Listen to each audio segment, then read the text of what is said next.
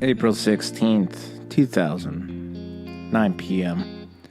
Officers respond to a 911 call of a possible shooting in rural New Jersey of Hampton Township.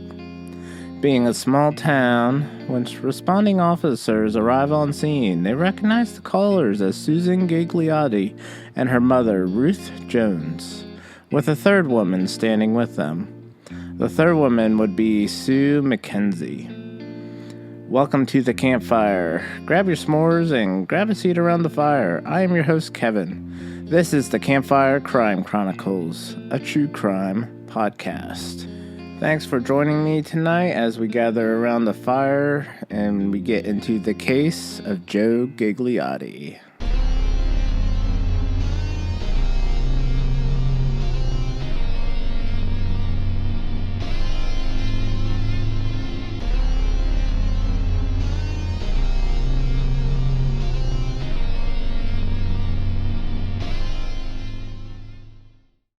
Before we dive into the case tonight, I want to thank the show's sponsor, BetterHelp, for helping keep the flame lit of the campfire for this episode. BetterHelp is the world's largest therapy service that's 100% online, so you don't have that awkwardness of sitting in a waiting room with a bunch of other strangers waiting to see your therapist. With BetterHelp, you have access to a network of over 25,000 licensed and experienced therapists who can help you with whatever you're dealing with. All you have to do to get started with BetterHelp is answer a few questions about your needs and preferences in therapy. That way, BetterHelp can match you with a therapist that's right for you. And if you want to change your therapist because maybe you're not comfortable with the one that you have, or maybe they're not quite fitting your needs, you can change your therapist at any time with BetterHelp at no additional cost. You also don't have to wait any length of time to switch your therapists. So when you match up with that right therapist, then you can talk to your therapist however is most comfortable for you, whether it's texts, chat, or on the phone or video. You can message your therapist at any time and schedule live sessions whenever it's convenient for you and your schedule. With BetterHelp, you get the same professionalism and quality you expect from an in-office therapy session, but with a therapist who is also custom-picked for you, where you also have more scheduling flexibility at a more affordable price. If you go to their website and use code CCC, not only does that let them know you heard it at the campfire, but you'll also receive 10% off your first month. That's betterhelp.com/CCC. BetterHelp, HELP.com/CCC. Susan Gigliotti was born January 16, 1967, and her husband, Joe Gigliotti, was born in December of 1967. Joe was the oldest of 8 children, where he would take on the role of helping take care of his siblings. Joe attracted Susan's interest with his charisma. They both grew up in New Jersey together. In June of 1986, the two would get married and have 2 children. Both worked. Susan was a school bus driver for special needs children. Joe would work for an asbestos removal company, of which he wasn't too thrilled about. He was seeking a better paying and safer job. That would lead Joe to attend school for accounting at Stockton University in Galloway Township in the late 90s. This would take a toll on Joe's and Susan's relationship, with Joe attending school and working, and Susan working, and also taking care of the children. The two would separate, with Joe moving out in the early parts of 1998, and Susan would eventually file for divorce in December of 1999. It would be a messy breakup, of which Joe would take the failed marriage pretty hard. But both moved on pretty quickly. Joe would begin dating a classmate named Lauren Covell, while Susan was dating a coworker, Richard DeBow. Joe wouldn't date Lauren for very long, as their relationship was quite rocky. Despite the rocky relationship, Joe would propose to Lauren 3 times. However, Lauren felt that with Joe helping Susan with the house payments and fighting for custody of the kids, She didn't feel like he was completely into the relationship if he wasn't contributing to the household of him and Lauren, so the two would break up. Which you can't really blame her, and Joe was kind of an idiot for paying for a house for his ex that he wasn't living in and had no financial obligation to. He just did it so his kids would have a nice place to live, as reports would state. But if he was fighting for full custody, if he wanted the custody of his kids, he should have let Susan fall on her face, and then when the two would go to court, it wouldn't even be a thought for him to get the custody of his kids. So after Lauren and Joe break up, it wasn't long that Joe would meet Sue McKenzie. It wouldn't take long for Sue to realize how much that Joe was into his kids. He spent virtually every weekend and every minute of those weekends with his kids. As for Richard DeBow and Susan, Richard DeBow was a hired aide who helped Susan on the bus that she was driving with the special needs children, and the two would break up a couple months later. So, in the beginning of the episode, in the intro, we talked about a 911 call being made of a possible shooting. So, on that same night, Joe and Sue would drop off the kids to Susan Gigliotti's house, which when the two arrived, Joe's girlfriend, Sue McKenzie, would ask to use the restroom. While she was going to the restroom, Susan asked Joe if he could look at the transmission of her Ford Explorer that was behind the house. So, being the nice guy that Joe is, he says sure, and goes out to look at the transmission. Susan and Ruth are inside the house. Sue is in the restroom. While everyone was in the house, that's when the shots would be heard. Sue would come running out of the restroom, and while she was coming into the living room, she would see the Ford Explorer taking off and driving past the window. She asked the others what that sound was and asked where Joe was. Susan told Sue that she would go look for him outside and to stay in the house. When Susan returns inside, she says that she didn't find Joe outside. Sue, I believe, according to reports, made the suggestion of calling 911 and having the police come out. And that brings us to where we started off in the intro. When police arrived on scene, they saw the three women standing outside and would bring the women inside for their initial statements, while other officers would be canvassing the scene and looking around outside. Police secure the crime scene while canvassing the area for other assailants that may still be in the area, also making sure that the people there stayed inside and didn't leave as well, being Susan, Sue, Ruth, and the children. While investigators were getting initial statements from the women, police found a body behind the house in the area where the Explorer was. Police would recognize the body as Joe Gigliotti. The investigators and police, though, at the scene don't tell the women initially about Joe's body, where Sue starts questioning the police about Joe and wondering where he is. The investigators ask the women to come down to the station so that they can further interview him and get more concrete statements from them about what they saw and what they heard.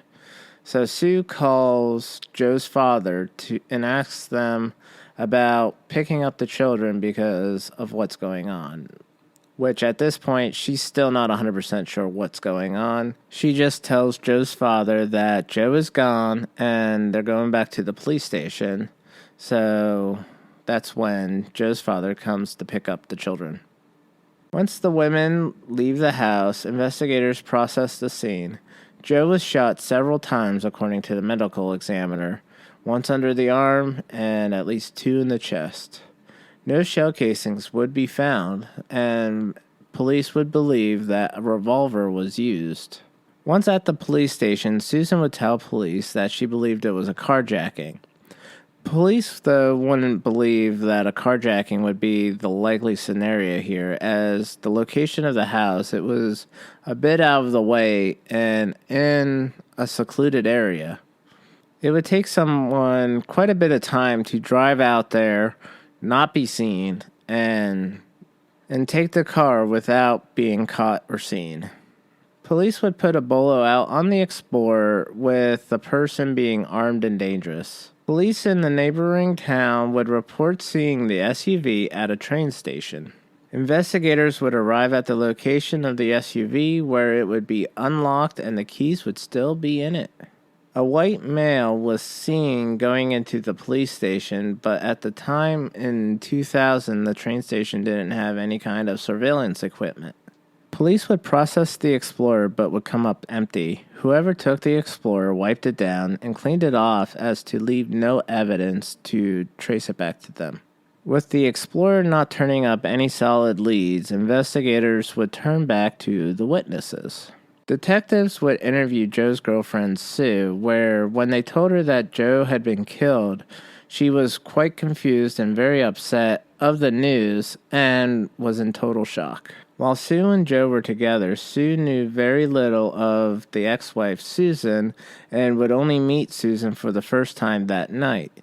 Sue knew that Joe had the kids almost every weekend and would have a hard time dropping them back off at Susan's. Sue recounts the night that Joe died. She would tell investigators that one of the kids was sick and was wanting to go back home to their mothers early, where she would call Susan and ask to bring them back earlier, of which Susan replied, "No, bring them back at the agreed time."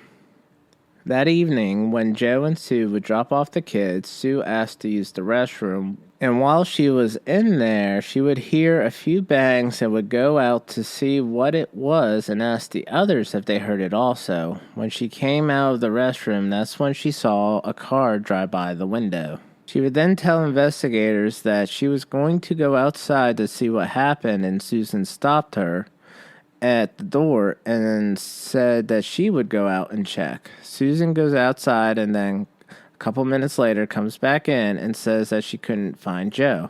So after the interview, Sue is allowed to leave, of which Susan is then brought back into the interview room, where investigators would then tell Susan that Joe had been killed. Susan, hearing the news about Joe, would hardly be affected by this news. She would indicate that she had no idea why it would happen. Steve Furman, Susan's new boyfriend, who she met online in a chat room, the two would have a side business with computers and stealing them from the government. So how did the two get a hold of these computers? Well, Steve worked at a loading dock and found these computers one day laying out and started bringing them to a warehouse that him and Susan had in Brooklyn, where they would then move the computers to Susan's house. Then they would sell them for a profit. Joe found out about the business, where Susan thought Joe would end up compromising their business and file for custody of the kids. But Joe didn't bother with it, as he thought it would be better for the kids keeping them in the house where they were at with their mother. Police would obtain a search warrant for Susan's house, where they would discover the computers that were stolen. Steve Furman would become a person of interest, and they would bring him in for questioning. Steve was married and was having an affair with Susan. At the loading docks where Steve worked, Steve would admit to investigators about the theft of the computers and that he found the computers at work, where then Susan would make the suggestion of selling them, of which Steve would take them and bring them to Susan's house. During the interview, Steve would be vague and evasive with answering the investigators' questions. Whenever investigators would bring up the topic of Joe, he would avoid talking about Joe altogether. When questioned about the homicide of Joe, all he would say was that all Susan told him was something had happened and that Joe was shot. Steve wouldn't have a lot to say about Joe and Susan's relationship, other than that Susan always told Steve that Joe was such a horrible person. During the interview, investigators would come out and ask Steve if he killed Joe or knew who did, of which then Steve would answer both questions with no. Police would release Steve for the time being, believing that he was still hiding something and knew more than what he was letting on. While interviewing family members of Susan, another name for a person of interest would come up, and that would be Susan's ex-boyfriend, Richard DeBow. Investigators bring DeBow in for an interview where they would ask about his whereabouts on the day of the homicide, of which he would tell investigators that he went to work, then walked the Atlantic City boardwalk, and then caught the train to Egg Harbor City and went home from there, which was a typical day and routine of Richard's. Investigators had no reason not to believe Richard. He was cooperating, opening up information for them, and answering their questions, and also had no history of violence. When investigators interview friends of Susan's, they would state that Susan would tell them that she had an insurance policy on Joe and that with the custody battle of the divorce, it would be easier if Joe was dead. Now, I'm sure lots of married couples always argue and always say that it's easier if they were dead than actually going through with the divorce, especially with custody battles of children. But how many of them actually plan it and act out on it? I want to thank the show's sponsor, BetterHelp, for helping keep the flame lit of the campfire for this episode. BetterHelp is the world's largest therapy service that's 100% online, so you don't have that awkwardness of sitting in a waiting room with a bunch of other strangers waiting to see your therapist. With BetterHelp, you have access to a network of over 25,000 licensed and experienced therapists who can help you with whatever you're dealing with. All you have to do to get started with BetterHelp is answer a few questions about your needs and preferences in therapy. That way, BetterHelp can match you with a therapist that's right for you. And if you want to change your therapist because maybe you're not comfortable with the one that you have, or maybe they're not quite fitting your needs, you can change your therapist at any time with BetterHelp at no additional cost. You also don't have to wait any length of time to switch your therapists. So when you match up with that right therapist, then you can talk to your therapist however is most comfortable for you, whether it's text, chat, or on the phone or video. You can message your therapist at any time and schedule live sessions whenever it's convenient for you and your schedule. With BetterHelp, you get the same professionalism and quality you expect from an in-office therapy session, but with a therapist who is also custom picked for you, where you also have more scheduling flexibility at a more affordable price. If you go to their website and use code CCC, not only does that let them know you heard it at the campfire, but you'll also receive 10% off your first month. That's betterhelp.com/CCC. BetterHelp, HELP.com/CCC. On April 19th, investigators circle back to Steve and bring him in for a second interview. They would tell Steve that they believed the homicide of Joe was a planned and arranged murder. They would start adding pressure on Steve about their suspicions of what happened. Eventually, Steve would crack under the pressure. They would ask Steve if Susan ever made comments about Joe or Joe being killed. That's when Steve would tell them that Susan calls him up one day, saying that she had a gun and ammunition, and that Joe was going to be taken care of. So then investigators asked Steve what he thought that she may have meant by what Susan said, of which then Steve replies he thought that he was going to be killed. Investigators would ask Steve if Susan had made mention of who was going to kill Joe, and Steve would go on to say that Susan told him that she knew someone who lived close by that was going to take care of it. Susan would never reveal who that person was by name, though. But police would have their suspicions that it was Richard DeBow, who was obsessed with Susan and would do anything for her. Literally anything. Steve would deny ever having anything to do with the physical murder. However, because of the knowledge that he has about the murder, it would make him a conspirator. So with this leverage, the investigators would convince Steve to help them get a confession from Susan and also name the person responsible for the murder of Joe while wearing a wire. Steve was nervous about this, but investigators set up a team within responding distance and a code word in case that things would go south with Susan, and Susan found out he was working with the police. Now, in the research, it never said what that code word was, and we'll never know, but I'm always curious about what that code word. So on April 19th of 2000 at 5 p.m., Steve meets up with Susan at her house. She tries to give Steve a hug, but being nervous that she would feel the wire, he rebuffs her and keeps his distance, and that's when she starts questioning him, asking him if he's wearing a wire and asks to pat him down. Steve quickly changes the topic and tells Susan that he's nervous about going down for the murder. That's when Susan would tell him that he has nothing to worry about, that Richard DeBeau shot Joe and Steve wasn't part of it. That would be the first confirmation for investigators that Steve Furman was actually telling the truth about his part of the story. At this point, investigators didn't have enough evidence against DeBeau, but with this admission from Susan to Steve, investigators bring Richard DeBeau in for another interview.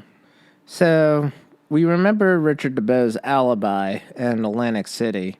However, they were not able to verify his whereabouts of this alibi the night of Joe's murder. From there, it didn't take much to get Richard DeBeau to open up about what happened. He basically throws his hands up and tells investigators that he'll tell them everything. So he would go on to say that the murder plot was made several months prior to Joe's murder, and Susan would tell DeBeau that Joe was abusive towards her, and would tell DeBeau that she wants to be with DeBeau for the rest of his life. DeBeau wanted to hear these things, and he wanted to believe what Susan was telling him. And Susan would hand DeBeau a black .22 caliber revolver and leave the keys in the Explorer so that DeBeau would have a way to get away from the scene after he shot Joe. DeBeau would go on to telling investigators that he wasn't a cold-hearted monster, but then would tell investigators that when Joe went to bend over into the engine compartment to add transmission fluid is when he shot him a couple of times. Joe would then turn to look at Rich to see who shot him and was begging for his life. When investigators asked what he did next, he replied with that he just shot him. Then, according to reports, investigators would say that he paused, took a long, hard breath, and would say, quote, "I guess I am a cold-hearted monster," end quote. DeBeau, though, doesn't stop talking after the confession of Joe Gigliotti's murder. He then drops a bombshell on investigators that Steve Furman's wife was also planned to be murdered. DeBeau would tell investigators it was planned for 2 weeks after Joe's murder. Richard DeBeau was charged with murder. A warrant is issued for Susan Gigliotti's arrest, which investigators play it cool and ask Susan to come in for another interview. When they're bringing her into the interrogation room, her and DeBeau cross paths, and she sees him in handcuffs and being arrested.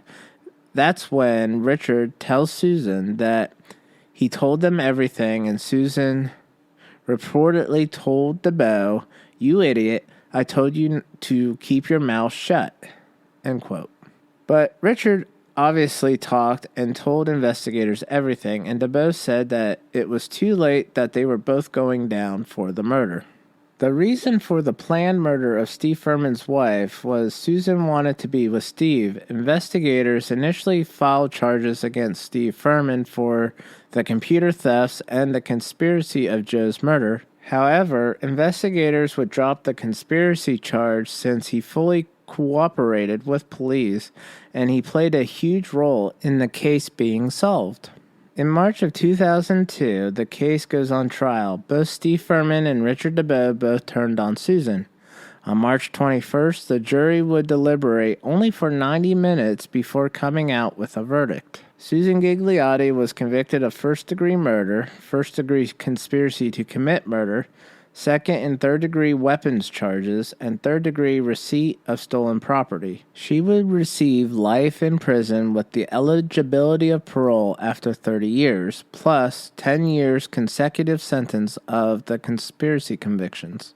Susan and her defense team would immediately appeal, which was limited to 2 grounds claiming entitlement to mistrial. So the first one is that the prosecutor, when examining one of the witnesses, had improperly highlighted the defendant's pretrial incarceration in the county jail. And the second one was a member of the victim's family had been handed a bunch of flowers in the courtroom by an unidentified person in the jury's presence, but the appeals would be rejected and her conviction would stand. After unsuccessfully challenging her conviction on direct appeal, the defendant filed a petition in the Law Division for post-conviction relief. Among other things, Susan also contended that her trial counsel was ineffective in numerous respects, and also that the state's witness committed perjury, and also that the judge in the trial was biased against Susan's defense counsel. So it sounds to me like her defense team was throwing everything that they could think of at the wall and would just see what was sticking and what they could run with. Because at this point, they were really out of options, and Susan was going to jail regardless. So on January of 2003, Richard DeBow is convicted of first-degree murder, conspiracy to commit murder, and weapons charges, and would receive 40 years in prison. So while incarcerated, Susan would become involved with Puppies Behind Bars, or PBB. This is a program where inmates can train service dogs for the Wounded Warriors program, first responders, and also explosive detection dogs for law enforcement. But on October 29th of 2018 at approximately 9:55 a.m., it would be reported by several of the guards that they witnessed Susan hitting the dog that she was working with on the face with the handle end of the leash. So it's obvious that Susan had manipulated Richard with lying to him about Joe, and also then love bombing him whenever she would tell him that she wanted to be with him and whatever else that she could feed to him. Love bombing can be hard to spot when you're receiving that attention because it makes you feel good. Plus, if it's coming from someone that you want to be with as well, then it just makes it that much harder to spot. But DeBow could have stopped this whole plot whenever he was presented with the plot of murder of Joe and Steve Furman's wife. I think there's more to this than love bombing, and during my research, I found somewhere that Susan had promised Richard DeBow a part of the life insurance money if he had helped her commit the murder. I don't know how accurate that is because I only found one article that had mentioned that, so take it as you will. Alright guys, so that concludes the case at the Campfire. I know there was a lot of information that is included in this story that I may have not touched on. It's really hard to pick and choose what information that you put into an episode to fit it in an episode. I've had that trouble with a couple episodes now. All resources used to gather information for the case include, but not limited to, news articles, reports, documentaries, as well as other sources. I appreciate everyone who has gathered by the campfire with me for this case tonight. I appreciate all the support from all the listeners and supporters.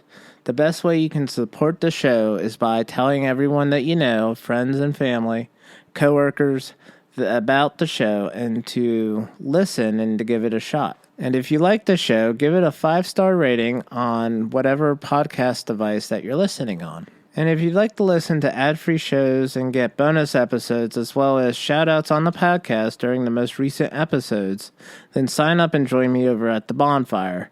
You can find the Bonfire over on Patreon, where there are different tiers to choose from. Also, if you'd like to support the show and not necessarily through a subscription, you can support the show with the S'mores Fund through the podcast's website at campfirecrimechronicles.com, which a link will be provided in the show notes. So join me next time in 2 weeks as we gather around the campfire for the next case that we dive into.